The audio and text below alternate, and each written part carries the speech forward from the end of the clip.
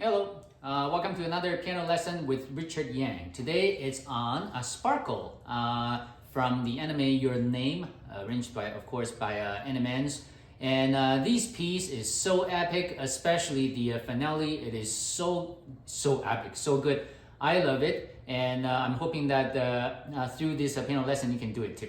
So in the video description below, you can find my performance of this piece as well as the sheet music link for this piece from Animenz store. So first of all, I would like to tell you that this piece is not, other than the finale, is not too difficult. However, it is very easy to rush this piece. And as you can see from my recording, I did rush a little bit as well. My internal clock is not very stable.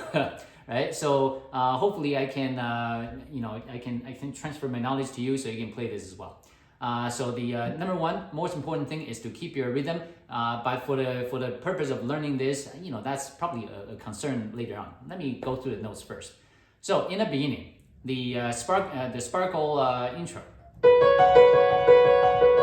Right, so I think that if you are not already very good at piano, you might find this section a little questionable because you might find it difficult to keep these triplets even.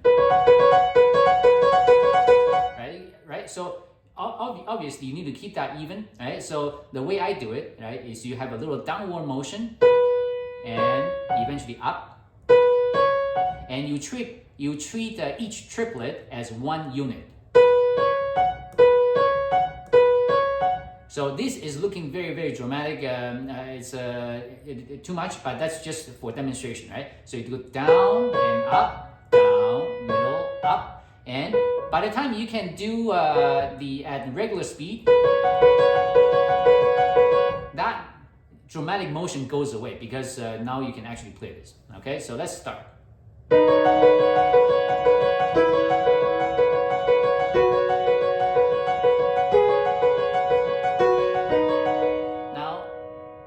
In preparation to hit that beat, I usually use 1, 2, 4, and I will use 1, 2, 3 right before. That will allow me to reach this, and then back to 1, 2, 4 again. Right, so again in slow motion.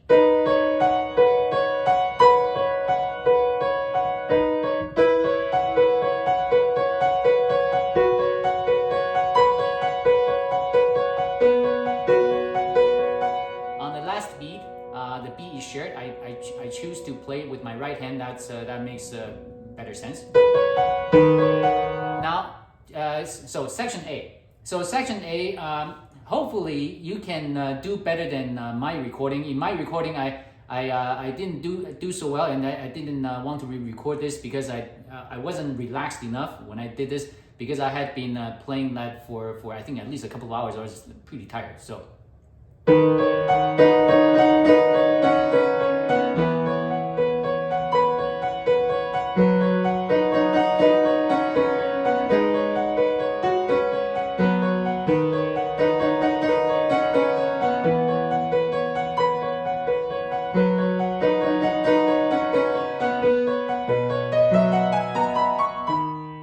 So you got that, right? But when you play fast, you can actually get pretty confused by your left hand. So the trick I have for you is that because the right hand is very simple, and when you play your left hand, when you're playing it, in your mind, you keep singing your right hand melody. Well, it's not a melody, but you keep focusing on your right hand's motion.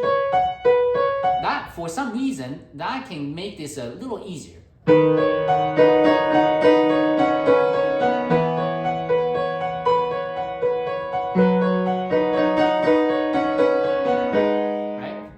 Play the left hand. First of all, you can. This is perfectly fine if you practice separately. Right,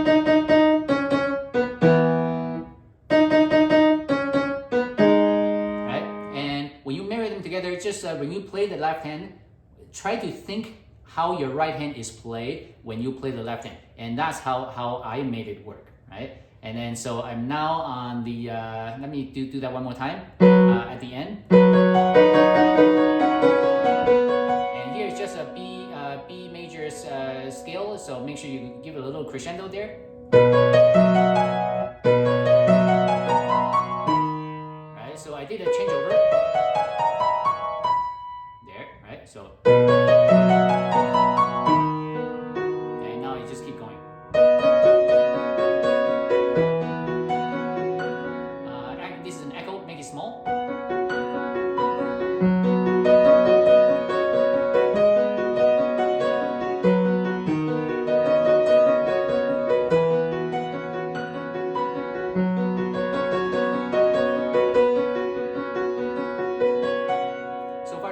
So the beginning shouldn't be too bad, other than synchronizing the beginning of section A, left hand and right hand. It's not too bad. Section B.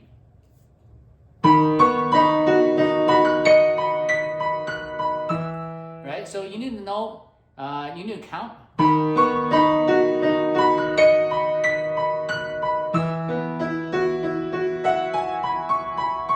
So you need to just make sure that you understand everything is in triplets. And what you don't want to do is, for example, in the beginning section, you don't want to focus on individual 3 notes in each set. Right? First of all, that's gonna tire your hands out, and it's gonna tire out your mind as well. So you want to make sure that you do each triplet as 1 unit. And when you go through this piece, just remember that pace. Right? So keep that pace here as well. And I'm gonna play very slowly so you can see the fingering.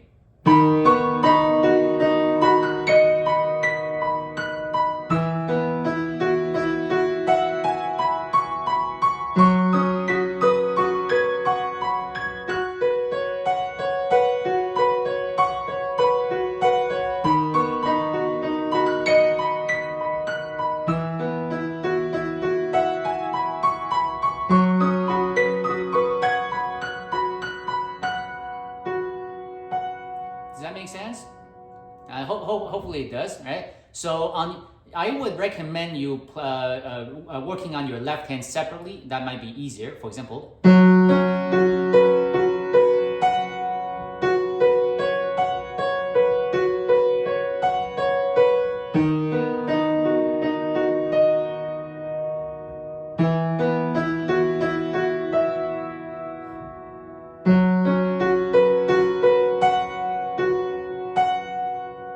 So that's how you do that. So again, still not too bad. Section C.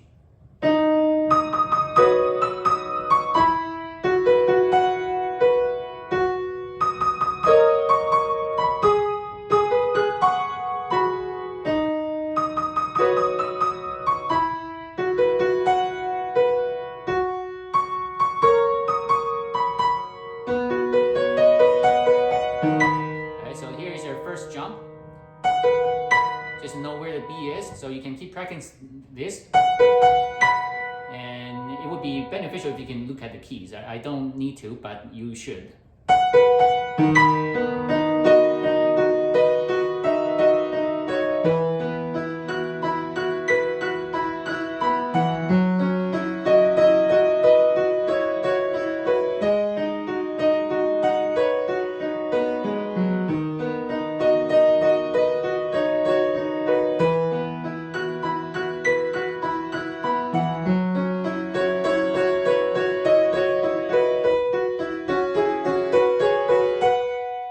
So you can slow down to look at the fingering. Now I'm gonna explain a little bit.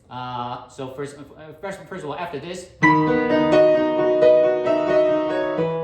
So for this part, right? So when you play this, again, treat each triplet as 1 unit.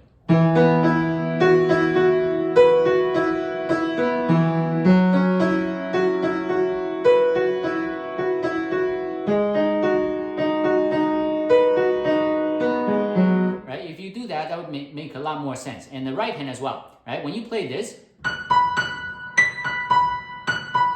just treat them separately, and that it's just all in the way you think. If you can think that way, it will be fairly smooth.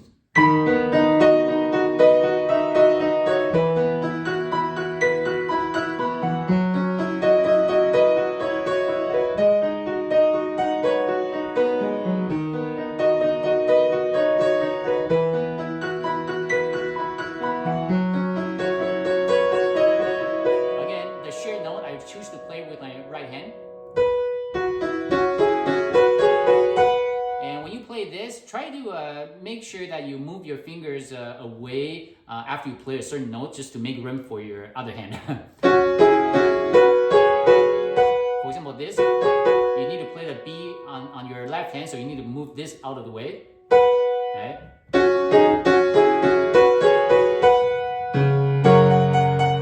Right, and now in section D, What you need to know is that there is a rest, full rest in between notes.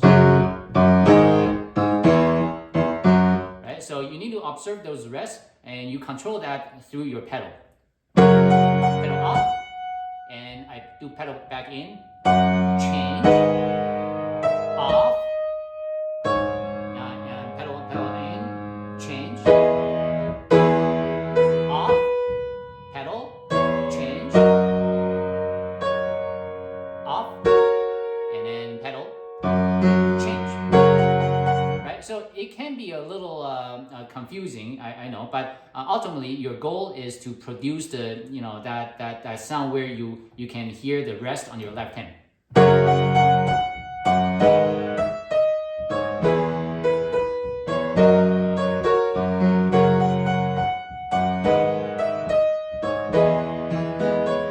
Pedal change here, of course. So and here.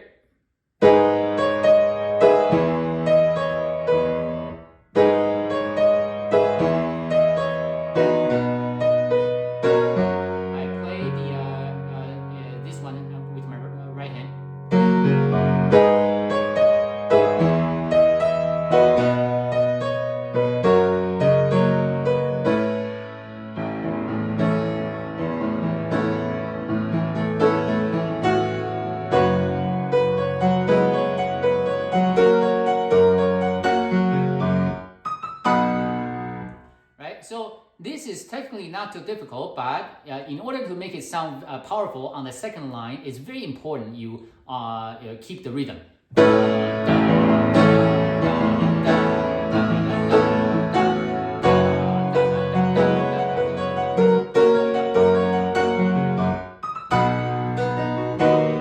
You gotta keep that rhythm going, because if you rush a little bit or delay a little bit, it doesn't sound nearly as epic. Okay, so it's very important. So I'm gonna do the second line one more time. Not too big. It says piano, but it plays more like mezzo piano to me. So.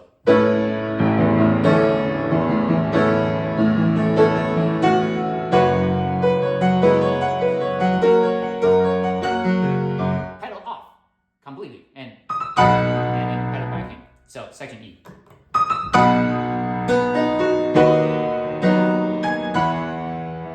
And you need to be able to hear that rhythm, right?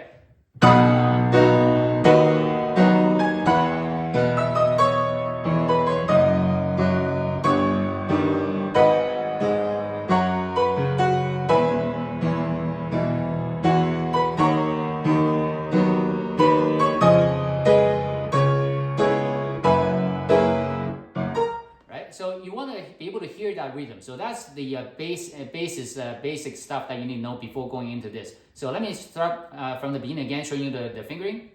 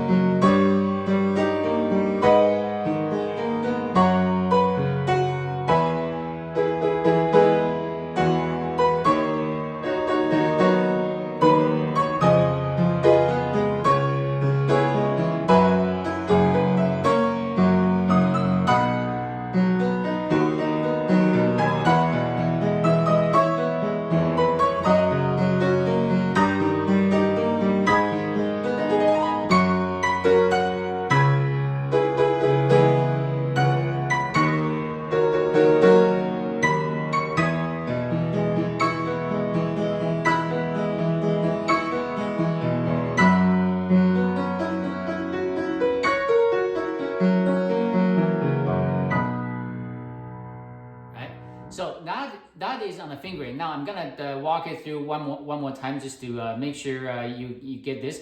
So in order to keep the rhythm, very important, when you have this, do not rush to play that, to start that E, because you need to wait for a full beat, right? Including the G sharp there. You need to make sure that you wait until it's time.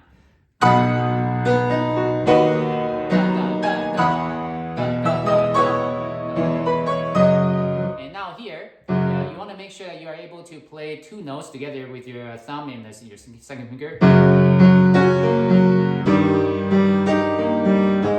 Right, so hopefully that's not an issue. And then like here.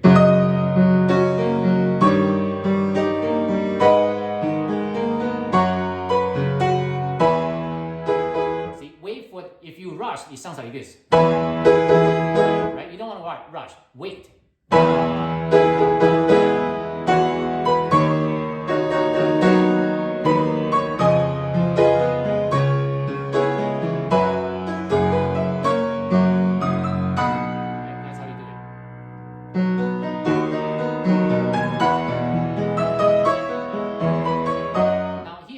So just remember the way I remember is that you want to play the first two notes and then move over.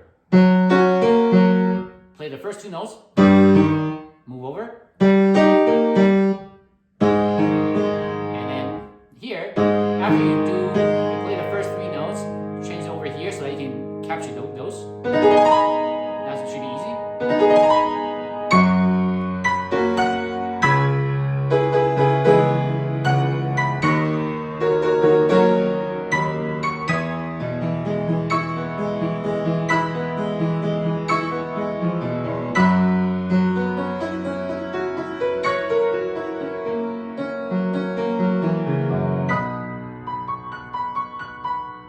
So that's how you do this section F. Slowly.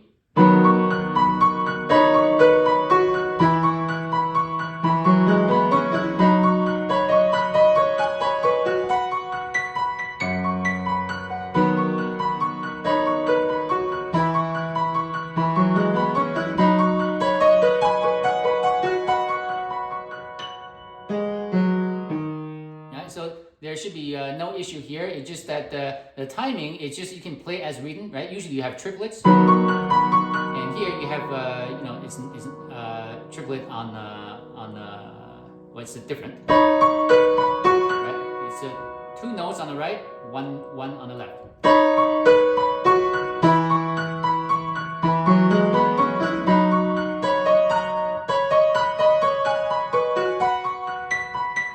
Just focus on your pinky so that you don't miss notes, right? It's an octave, so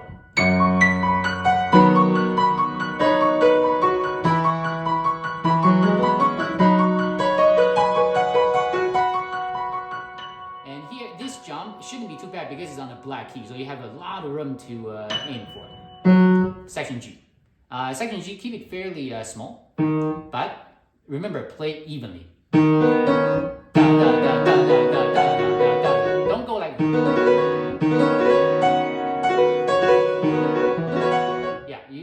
that is not gonna work. You have to do even though you're thinking triplets at a time, you still need to be able to hear individual notes.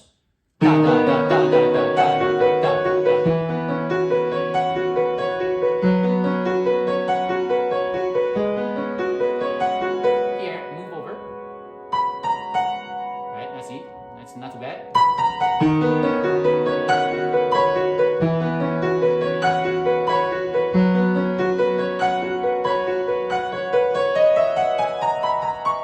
So here I didn't do any switch over on the top. I simply do 5, 4, 5. If you really need to do a switch over because you are not good with 5, 4, 5, that's okay too. You can do after the 5, you can do 2, 2, 4, right? To take you to the next section, right? So here, and remember, section G. Remember, if you observe the left-hand pattern,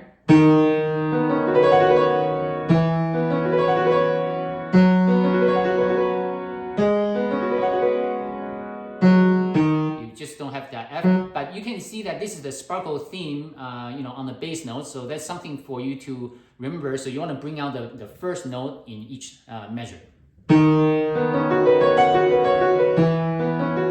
But of course, that's exaggerated. But you just need to make sure that people can hear those. Okay, so now here.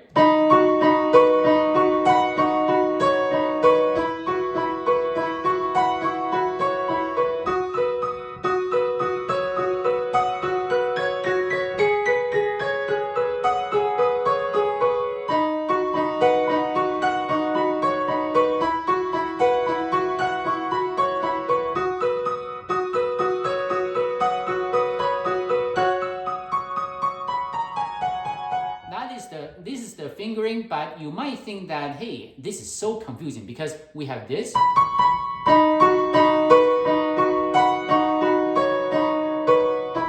Right? So, and the two, right hand and left hand, they seem to be different. So, just remember, right hand is always like this.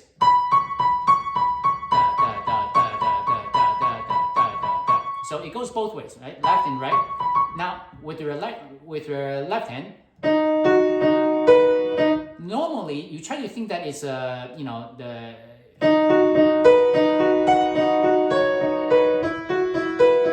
try to think about in a forward direction,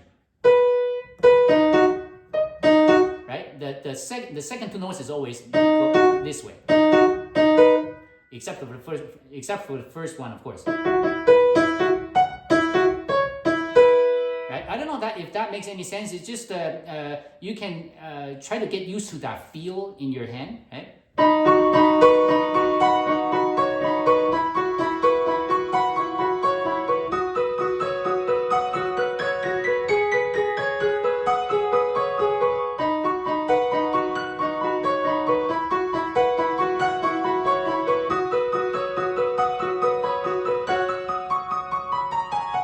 So this may be confusing or not. If you play that slowly, there shouldn't be any issue eventually, right? It might take some time.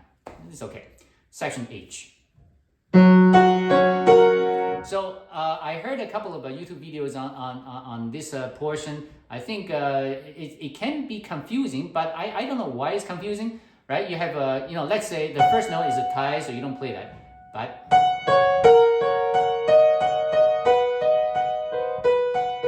So you're really doing this.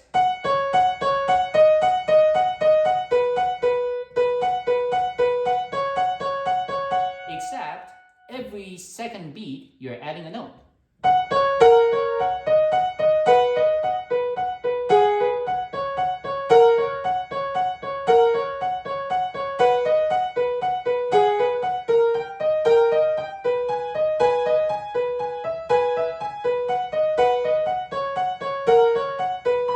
So I'm exaggerating, but that's really it. And left hand is easy. Put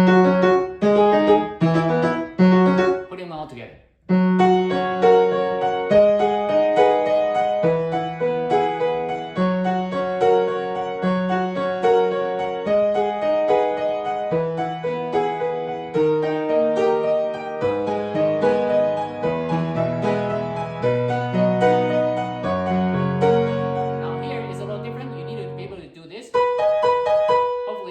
Practice separately.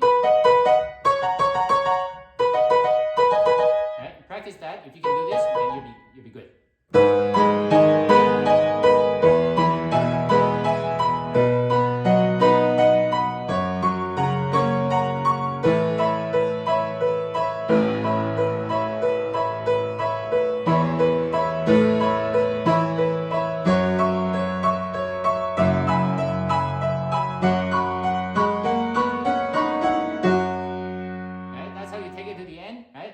So this portion, you may need to practice separately.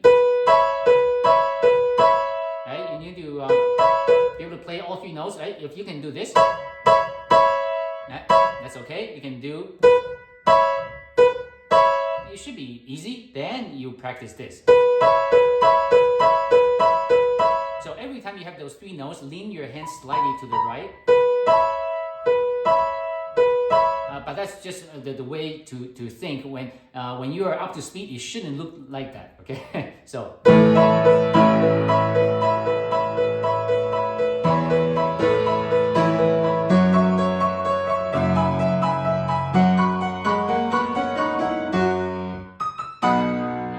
it goes back. So that's a repeat. I'm not going to go through that. I'm going to go through the next section.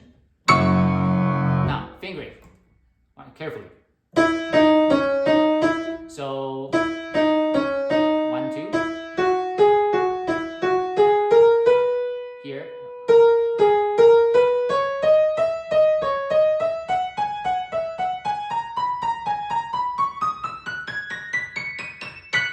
Right? So how do it's all in the way you think. But this section can be a little difficult because it's a test on your fourth finger. The fourth finger would be very difficult to execute at this speed. Okay.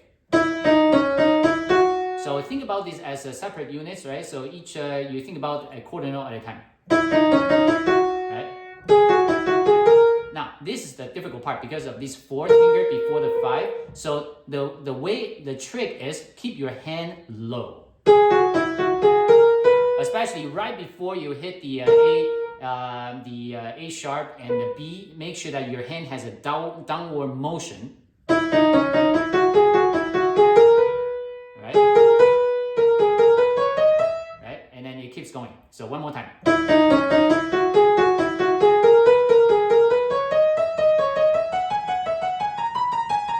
And now remember here you have 1, 2, 3, 1, 2, 3, 4, 1, 2, 3, 4, and done.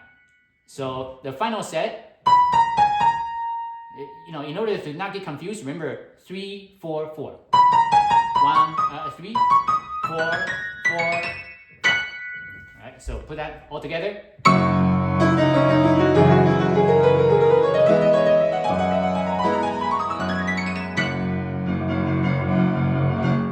And the this is not exact. This is not it's a timed tremolo. So you need to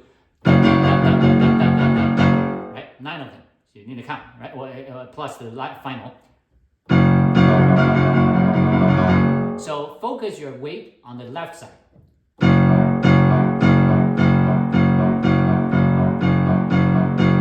Okay? That's how you do that timed properly. Okay, and there, according to the music, there's a retard there. I didn't do it because I wanted to make this sound like cool, right? Right, so all 9 of them. Okay, section 9. The beginning is simple.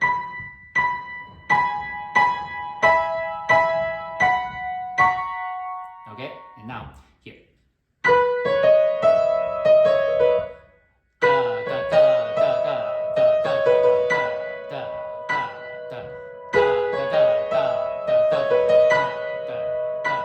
That's how you count.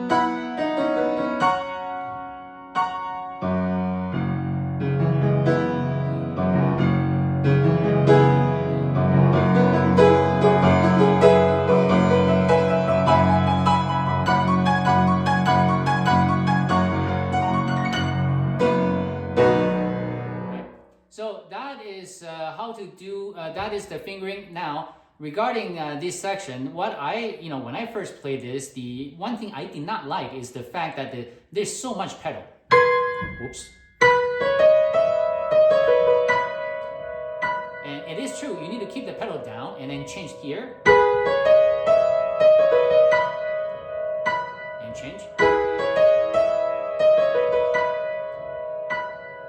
So instead of here, for example, if you let the pedal go while holding the left hand, that would be as written on the music, but you actually want to keep the pedal down throughout through there just to create that sound. Okay, and now the second last line. So many recordings, they got this all wrong, right? Well, not all wrong. It's just that they really rush this, right? So you want to make sure that you count. To make it sound powerful, follow the beats. Da, da, da, da, da. The wait, right? There's an 8th rest. Make sure that you wait until it's time before you play, right? Da, da, da, da, da. Rest. Rest.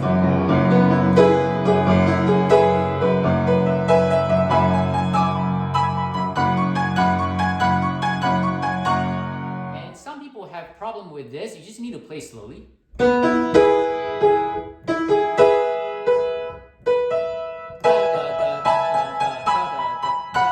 See? You have this,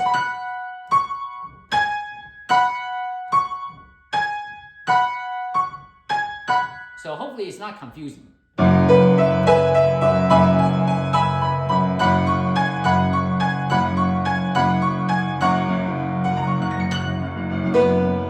again, there's a retard here, but I didn't do it because I wanted to make the transition to the finale like very, very dramatic. And the left hand is actually a timed tremolo. Is not, you don't just do as fast as you can.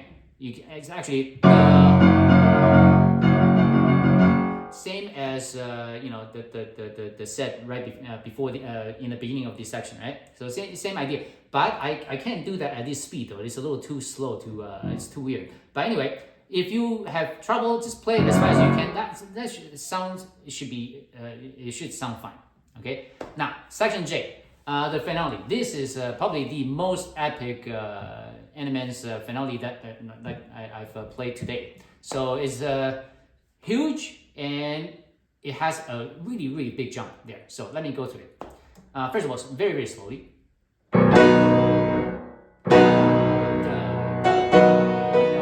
Remember, wait, right? Don't rush, wait.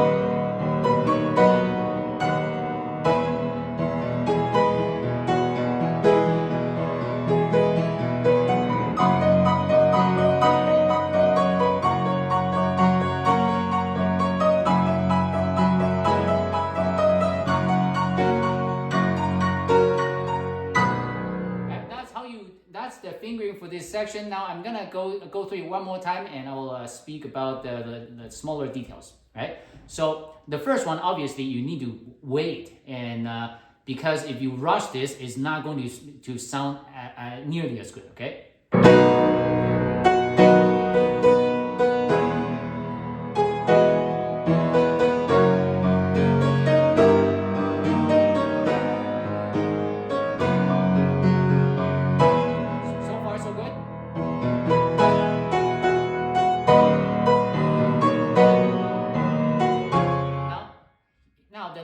Is actually fairly difficult here, right? So you have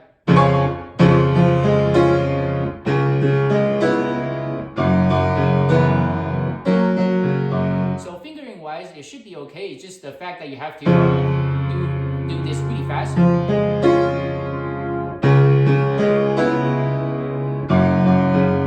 Right here, for example, this one you need to work on your wrist rotation from this way to that way.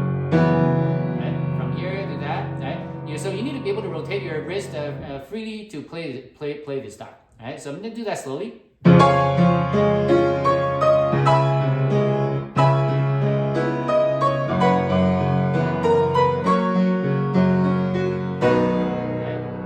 So one more time. Remember, this is the three-hand technique again because your melody is here.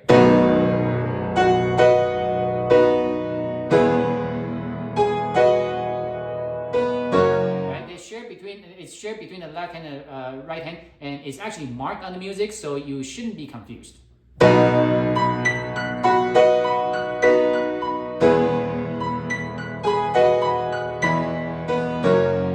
now this measure is the biggest jump that I have ever attempted to date at this speed. Anyway, it is such a huge jump. Not the first one, the second one.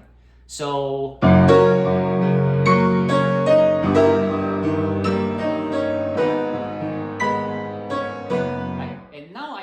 But when I was learning this, it is, I think I didn't record this piece earlier only because of this section, because This is one of the weird spots where I know exactly where to jump to, but I'm just not fast enough. Right? This rarely happens because, usually for me, if I know where to jump to, I just make it happen. But this, even though knowing where to jump to is still difficult. Look at this. It's from E. Right? That's a big jump.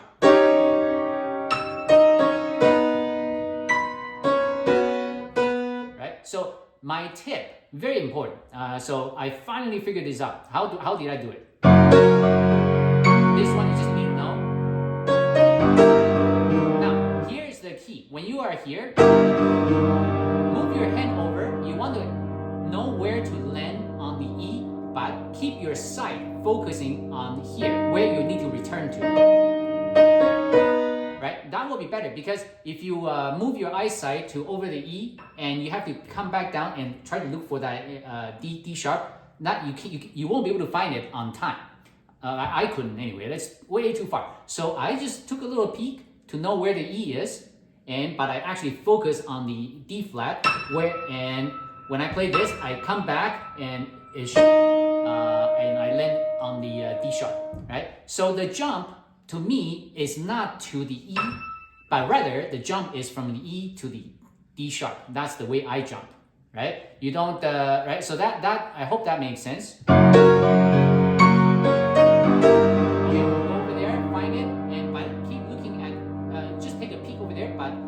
Sight, don't lose sight of this. That's how you can get back to here. Now here. Right. That's not too bad.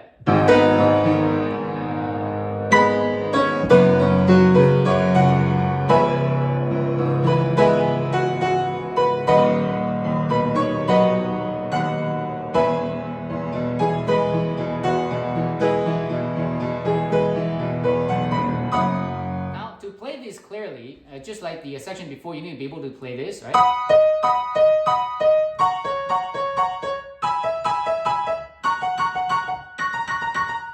Right. So it's just practice, I believe, because once you know how, once you can do one set, you can apply the same feeling to different groups of notes, and it should still work.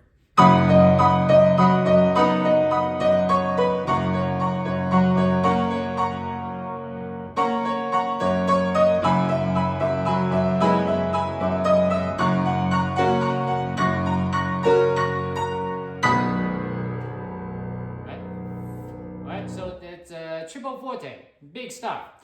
Now the scale here coming down, it's just the E scale in E,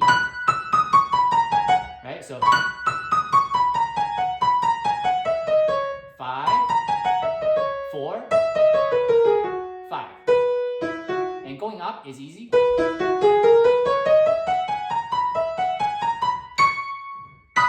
So again. Just a scale in E major, so you can do it. 5, 4, and 5, and now it's going up.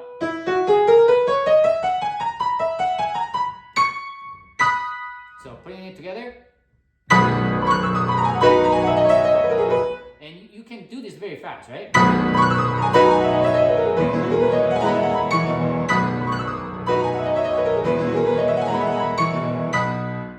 Practice that. Right? Do this.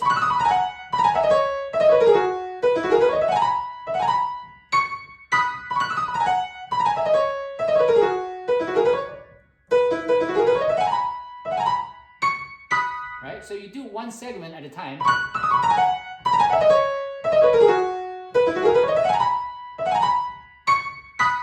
And eventually you will get it.